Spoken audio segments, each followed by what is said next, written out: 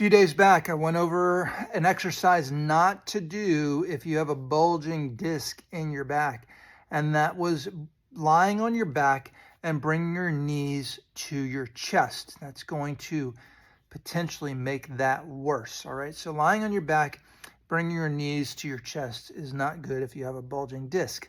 So I'm going to show you quickly some exercises that can be helpful if you have a bulging disc. First off, lying on your stomach. This is one way to try to bring your back into gentle extension. The next step up from this would be on your elbows. These are, by the way, called McKenzie exercises. You can research this online. If you can do this comfortably, getting your back into a little bit of extension there, the next thing would be to come up on your hands, letting your pelvis stay down. So it's a progression of bringing your back into extension.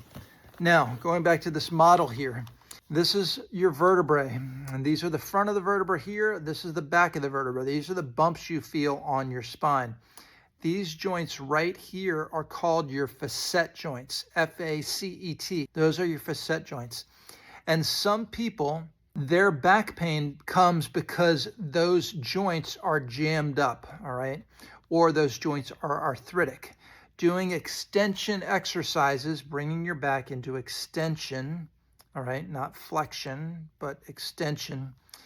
Bring your back like this, can jam up those facet joints further and increase back pain, all right? So if you don't know why you have back pain, make sure you see some providers who can help you diagnose this properly. Doesn't need an MRI necessarily.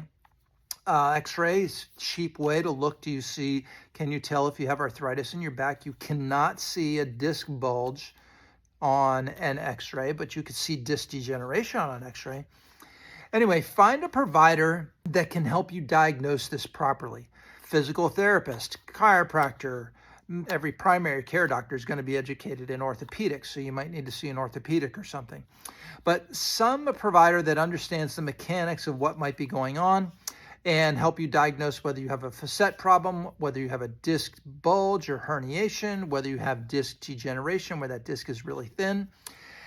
Get it diagnosed and then do the right exercises based on what is causing your problem.